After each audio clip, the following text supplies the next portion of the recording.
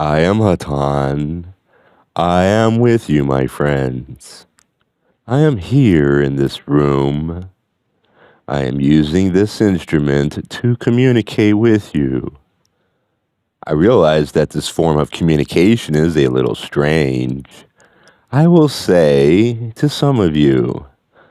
But, my friends, if you will truly reflect upon what you would call your environment, you will find that it is, in truth, beyond your understanding.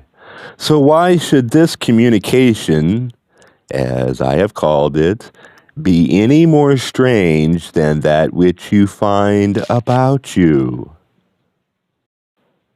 I will not try to prove to you, my friends, that I am, as you have said, a being from another planet.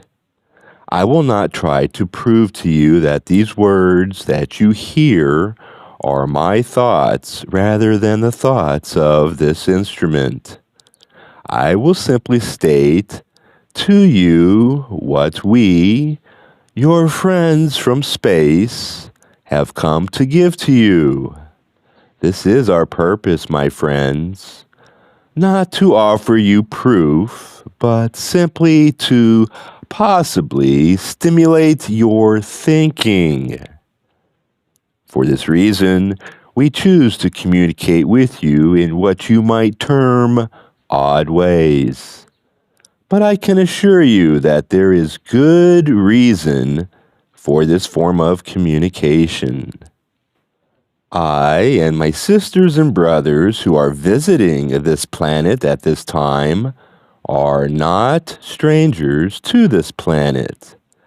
We have been here many, many times in your past, and we will continue to visit your planet, and we will continue to work with your peoples. We are working with your peoples at this time in many ways. It is not necessary that we communicate with your people in this fashion to help them. Most of our work is done in a manner that you would call below the level of consciousness. Most of your people are not aware of our contacts. We simply present ideas. These ideas may be accepted or rejected by your people. We hope that, in time, we will be able to lead your people out of the darkness in which they dwell. This darkness is not necessary. Your peoples may join ours in the light of the infinite Creator. To that state of consciousness which is the oneness of the creation. We are here to help you understand. And my friends, your peoples need this understanding. In truth, my friends, this is all your peoples need, for, in truth, this is all that there is. For when this understanding is acquired, all that there is acquired. For all that there is a state of mind. Your thinking, my friends, is in truth all that there is.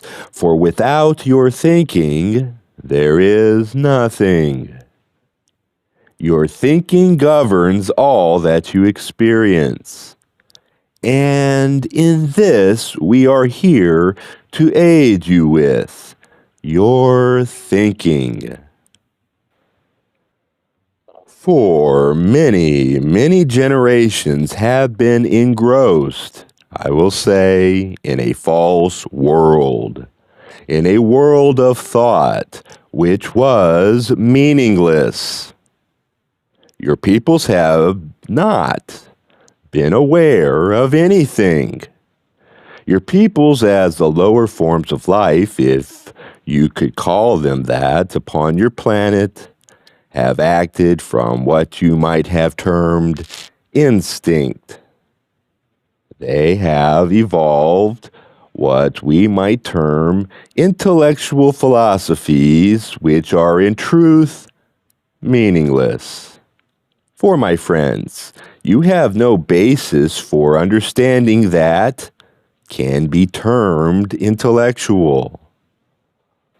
Your peoples have been unaware, for the most part, of that single source of understanding which would allow them to free themselves from the pain of the physical existence in which they now find themselves. We are here to attempt in various ways to aid each of your peoples to find their way back to the Creator and the true creation. This may be done by any of your peoples at any time. It is simply an individual choice. Much has been given in many forms to the people of this planet. Much misunderstanding has come about. Most of what has been given to your peoples has been recorded and has become the basis for the various religions which are in effect upon your planet at this time. But, my friends, we find that almost all of this has been misinterpreted. For this reason, we seldom try to communicate concepts of truth in what you would term a verbal form or fashion, for very little is accomplished. The misunderstandings that have occurred in interpretation in the past will occur in the present. We rely, therefore, upon a more satisfactory method of communication, one that does not depend upon the interpretation of your languages. We are able to contact your people directly, mentally, but we are only able to contact them if they avail themselves to our contacts. It is not necessary that they be aware that they are availing themselves to our contacts. It is only necessary that they quiet their conscious mind and make themselves receptive to us. For those of you who are aware of our purpose, we suggest what you have termed meditation. For in this manner you will make yourselves receptive to that which we have to offer. We will only offer suggestions. We will only offer concepts. We will never impose our will upon your peoples. For this, my friends, would be breaking the very laws which we are attempting to explain or deliver into the consciousness of those who inhabit this particular planet. We find that on this planet, man has become engrossed in the intellectual creations or toys which he has devised to entertain him. Those creations may be what you term your world government or your scientific creations.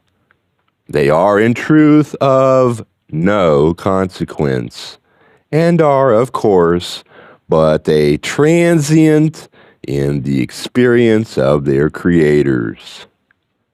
You have but one thing that is not a transient. You have, my friends, only your thinking to keep for all of eternity, as you call it. Your thinking, my friends, is all you have to develop, and it is all that is really yours. The physical body in which you now find yourself is not, in truth, yours, and is transient. All that you create, whether it be material or whether it be intellectual, is transient. Your people have a way of engrossing themselves with these transients that I have spoken of. They have a way of becoming addicted, shall I say, to that which in truth is of very little importance. Your peoples today are involved in what you term your politics, your science, your business, and the affairs of your world. This has been the situation upon this planet for many centuries. Your peoples have so engrossed themselves in the study of these transient conditions that they have, in truth, lost that which is theirs as a gift of their Creator.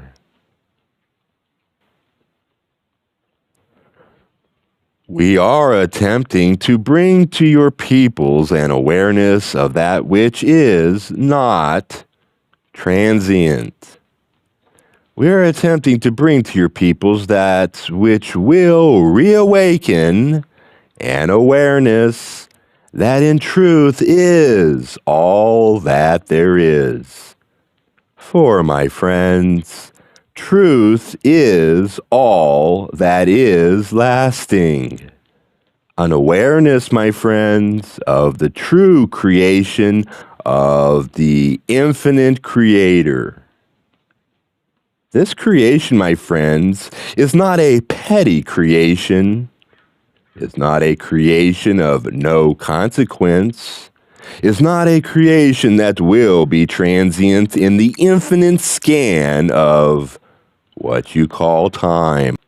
The individual can select at any time to follow the path of true development, or he or she may continue to involve his or her thinking with that which is of no real consequence. It was spoken to your peoples by your last great teacher that when I became a man, I put away the things of childhood. An interpretation of this, my friends, is what I have attempted to give to you. It is only possible to understand what we attempt to give you if you avail yourself to us through meditation. For the words which we are forced to use in speaking to you in your language are totally inadequate for the delivery of the concepts which we would attempt to present to you. For, my friends, the first thing that we would attempt to do is to help you become aware of the creation. This creation, my friends, is overlooked by your peoples. This is something that is difficult for us to understand. We cannot understand how your peoples can stand upon the surface of what you call a planet and totally overlook the creation of the Infinite One. For this, my friends, is all that there is. There is nothing but this creation, this infinite creation of the infinite Creator. This creation, my friends, is far more fantastic than any of the toys of your civilization. Become aware of this first, my friends. Use your time for meditation and contemplation of the true creation, that which is you and that which surrounds you. Become aware of this, my friends, and you will begin to understand what we are attempting to deliver unto you. Your peoples are not even aware of themselves. This awareness will grow as you avail yourself in meditation.